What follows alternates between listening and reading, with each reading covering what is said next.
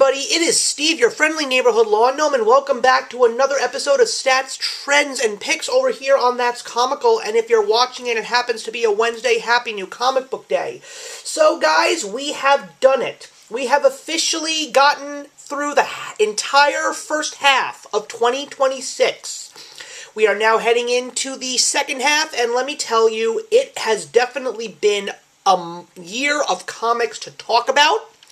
And there's a lot of curiosity, at least for me, in regards to what exactly is going to happen in the future for comic books, because I'm still trying to figure this out.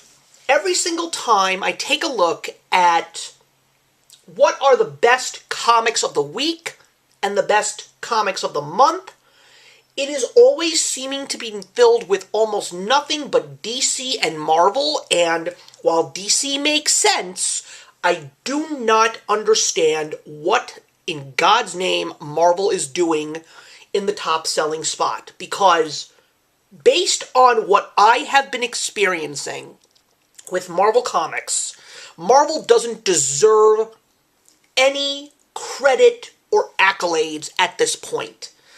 The Ultimate Universe 2.0 that had so much hype around it when it first started in 2024, specifically with Jonathan Hickman and Marco Cicchetto's Ultimate Spider-Man, has now officially concluded in probably one of the most horrifically bad ways possible. I am so upset with what happened with the Ultimates. Ultimate Endgame made absolutely no sense, and Ultimate Finale had a little bit of a saving grace just to close everything out. But as someone who was on the hype train buying every single title and then just cutting myself off and even selling a large chunk of my Ultimate books, I don't understand what their agenda is. I don't know what their game plan is anymore. Marvel, to me, is in the toilet. And what makes it even worse is the fact that even Philip Kennedy Johnson's Infernal Hulk series is starting to wane. The last two issues have been good, but not great. And knowing that Philip Kennedy Johnson is a good writer, and having Nick Klein with him is great, and knowing what they want to do with the Infernal Hulk series and turn it into an event, well, I'm just hoping that they're going to let the corporate heads take a seat and let them do what they want to do.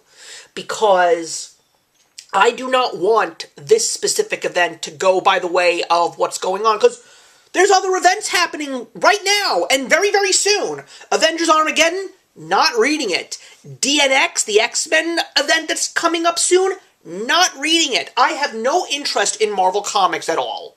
And if I end up realizing that Infernal Hulk number 10 was dud, I will not continue reading that either. And with DC, it is just about the same. I've dumped a lot of titles, but DC has found a way. The Absolute Universe is practically killing it, and even though I'm not reading all the Absolute titles every single month, I'm buying an issue here and there. I have read some Absolute Batman, still thinking it's good. I read some Absolute Superman, still thinking it's good. I'm currently reading the two miniseries that are happening right now, and they're not bad at all. The Fury of Firestorm. As much as I would love to see Jeff Lemire and that amazing book take the top spot one day, it's not gonna happen. Because there are just so many more better books out there on the indie side. The Ghost Machine universe, the Energon universe, I don't understand why nobody is talking about them, because these are the best books right now. I'm not kidding. Every single issue of every single title in those two groups from Image are just absolutely smashing it. I mean, pounding Marvel and DC into the ground. And I just cannot understand how there is not a strong enough word of mouth. I mean, there's going to be a Geiger Funko Pop at San Diego Comic-Con this year. I'm wondering what that's going to do. Also, there's going to even be a Radiant Black from the Supermassive universe. I started that, didn't care for it, but I'm glad to see it still has a strong fan base. I'd like to see these better books get the top spots because they should be. And the same for the Energon Universe, G.I. Joe, Transformers, Void Rivals, Mask, better books. The Dynamites, the Booms, the Mad Caves, better books. Sorry guys, Marvel and DC, outside of a couple of titles from DC, are pure unadulterated horse shit, pardon my French, and I'm sticking to that. Let's take a look at the numbers, shall we? We have a decent month of 48 total books, and that's pretty much my average, somewhere in the high 40s, unless we count a 5-week new comic book month, which is exactly what's going to be happening in July, which I'm very, very excited for. But once again, take a look at Marvel, 5 books. Take a look at DC, 10 books. Other Conglomerate and Image Comics are neck and neck right now. They're always going to be. I'm wondering who's going to take the top spot in July. Kind of excited. Let's see what happens in regards to books that are getting pushed and rescheduled. Then when we take a look at the percentages, take a look at this, guys. About half of my total reading is now going to everything that is not the big two. DC Comics doesn't even crack a quarter. That says a lot. Take a look at the graph, guys. I told you it was going to happen. I'll still be up to date with what's going on. I mean, the most important thing is, even if you're not reading, it's good to know what's going on. And let me also just say this. They said the Ultimate Universe will return. No, thank you. So, Marvel, still very much low. DC, still low, but higher than Marvel. Image and the other conglomerate, that is where the good reading is. And let's take a look at how June went in regards to my top picks, and you will see what is going on. For the first week of June, yes, I still want to give some of the next level DC All-In titles credit. And knowing that Team Ice Cream Man was coming back to DC Comics to make a 6-issue miniseries of a character that is very much appropriate for them, Deadman. I mean, if they want to make a Constantine book, I would definitely check that out too. There are still some next-level titles that I'm excited to see in regards to who is going to be the creative teams. One in particular, Jonah Hex. I'd like to see who their creative team is, and I am very excited to know that Legion of Superheroes will be coming out in September. But while this was definitely a W. Maxwell Prince book, it felt like one. It was not the best book, and it went back to Image Comics and the Ghost Machine universe, Jeff Johns, Jason Fabok, Rook Exodus, the long-awaited issue number 10. So I wanted to get an understanding of why it's been taking so long for Rook Exodus to keep coming out, and I actually got a tweet on X from Jason Fabok himself. I didn't know that he was suffering from an issue with his writing shoulder. So, sir, Godspeed, quick recovery, keep healing, keep doing what you gotta do. But let's just say that everyone who loves your work here on the Ghost Machine books are very excited for Rook Exodus number 11, and they have said it will be out in September. This is such a good book, such a great story. The second story arc is filled with so much emotion. I cannot wait to see how the penultimate issue will fare in the second story arc. Then let's take a look at the second week of June of 2026. So, I first want to talk about a book that was piquing my interest, and it was over at Image Comics. It's from Lillian Robert Wyndham and Jay Lee doing the artwork, M1 Monster Racing League. It was not the best book of the week, but I just want to say that it was really, really cool. I had a fun time with it. I love the artwork. So much personality in Jay Lee's work, and I am very curious to see where this story is going to go. If you like The Fast and the Furious, if you like Akira, if you like K-pop Demon Hunters, they didn't disappoint. This was such a fun read, and I am really, really curious. But, oh my goodness, guys. You know it was going to be really tough for me because two of my favorite books were actually going to be battling each other for the top spot that week. And it was over at Image Comics again with Dork issue number 5. It was the wrap-up of the first story arc. And issue number 9 of Speed Racer over at Mad Cave Studios. One of these books had to take the top spot. And neither of them did. Because of one other book, ironically, also from David Pepose. And it was the conclusion of the second season of Space Ghost, Volume 2, Issue number 12 by David Pepose. This was Such an amazing conclusion to a second season that I didn't think was as strong as the first, but that's not to say that I didn't have fun. And I was really curious to know what was going to be happening with this creative team and Space Ghost, but oh boy, we're getting another annual, which I'm really excited about this month. We're also getting a really cool Hanna-Barbera crossover again. We already got that with Space Ghost and Johnny Quest. We're going to be getting it now with Space Ghost and the Herculoids. I'm really, really excited about that. And yes, it was quickly noted that there will be a volume/season 3 of Space Ghost. So glad to know that it's happening and that David Pepose and John Lau are still not done with this amazing Space Ghost run over at Dynamite Comics. Another book that I have to give credit, again, I talked about all these great books, but we cannot deny the fact that over at DC, The Fury of Firestorm from Jeff Lemire is also one of the strongest books that DC has right now. This is such an interesting take on the character. This is now officially in my top 5. Even if it never cracks the top spot, I will be giving it credit every single time I read it, because you guys should be reading this book if you want to read a really, really good DC comic. So for the third week of June of 2026, my prediction was correct. I actually went 50-50 again, to a degree. It has been a long time since I've had a perfect prediction week, and it has been a long time since I've had a horrible prediction week. 50-50, I'll take it, and this week I go over to the Ghost Machine universe again with a brand new title that is part of the very first Ghost Machine crossover. Who Are the Unbelievables? Part 1 of 4 with the $1 Trillion Kid, issue number 1 from Jeff Johns and Peter Tomasi together. This is a 2-issue series that is going to connect the current titles of the now known Unbelievables grouping of Ghost Machine. So we're going to see a Hornsby and Halo issue, a Rockefellers issue, and then it's going to conclude in the $1 Trillion Kid issue number 2.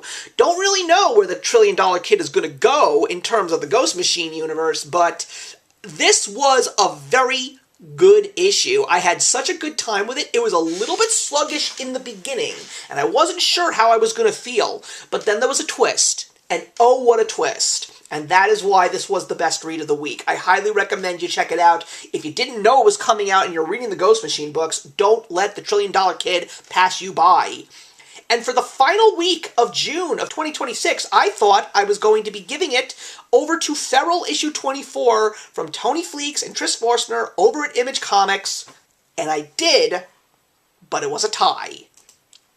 And that is because of the fact that there was another book that came out at the exact same time, and of course it was one of my favorite books out there right now, also at Image Comics. Rick Remender, Daniel Acuna, Escape issue number 8. I know that I have said in the past that I have not been talking enough about this book. Well, let me say this. I'm going to be shouting from the rooftops now, because not only did I find out that this is only going to be 12 issues, but Rick Remender is really hitting it hard in regards to storytelling. This book had me on the edge of my seat, as did the Feral book. And once again, we're still in the middle of 2 separate stories in this arc. We have the Stray Dog story and the Feral story, and I just love how they connect in the center of the book. It's really, really cool. But Escape, this was such an emotional issue. It was a scary issue, and I am just dying for the next issue of both of these titles, especially considering the fact that next month we will have a landmark issue for Feral. I am going to say something really, really interesting. Escape has been in the running for the best book of 2026, and Dork has been number 1. Because of Escape number 8, Dork is now at number 2. So Dork is going to have to really push itself if it wants to beat Escape now. So that was how June 2026 went. What are we looking at in July? Well, I'm hoping, first of all, that everybody has a very, very good Independence Day weekend. And we're going to start off with the first week of July and giving it over to Mad Cave Studios and Dick Tracy number 18. I also received some really somber news from Mad Cave Studios and from IDW. I found out that this is actually the last story arc of Dick Tracy, and that this run will be ending with issue number 20. I don't know what the future of Dick Tracy holds, but all I'm going to say is, for a book that didn't get many eyeballs, it made a mark. 20 issues is nothing to sneeze at. This was a really amazing take on Dick Tracy, such an incredible bunch of stories, and even though it is ending at issue number 20, I'm going to say I was so satisfied with this book, one of the best I've ever read. And we also found out that Teenage Mutant Ninja Turtles Saturday Morning Adventures will be concluding in September with issue number 41. But we'll cross that bridge and talk a little bit more when we get there. So that's going to be Dick Tracy 18, my number one pick for the first week of July. For the second week of July, I am going to be giving it over to Mad Cave Studios again. The final issue of the second story arc of Speed Racer by David Pepos, issue number 10. This has been an amazing second arc. Really curious to see what the future holds for Speed Racer after the second arc has concluded. If we got all the positive news from Space Ghost, I have a strong feeling we're going to get the same thing from Speed Racer as well, and more great stories to follow. For the third week of July of 2026, like I said, Dork now has some catching up to do. We have a new story arc starting, thanks to Brett Bean, with issue number 6 over at Image Comics. And like I said, I have been loving Dork. It's definitely one of the best books now, and the fact that it is number 2 now says a lot, but now that we're heading into a second story arc, I'm really curious to see where the story is going to go, and I'm just hoping for a lot of great times and great laughs. And for the fourth week of July of 2026, yes, remember everybody, it is a 5-week new comic book month. We have a landmark week this week.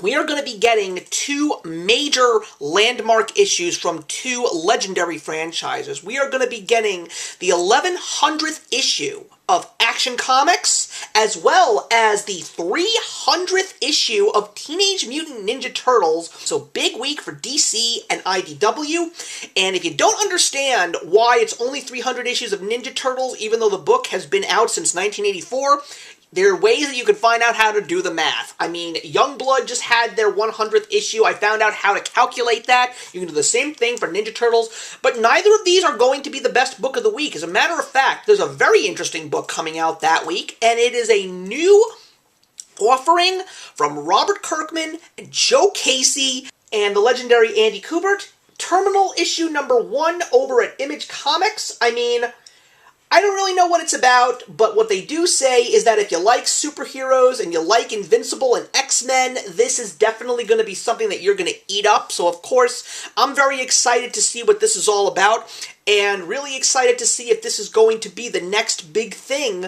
that Kirkman actually does. I mean, he's killing it right now over at the Energon universe, and to now have something outside of the Energon universe from him is always really cool, and I'm really looking forward to checking this book out.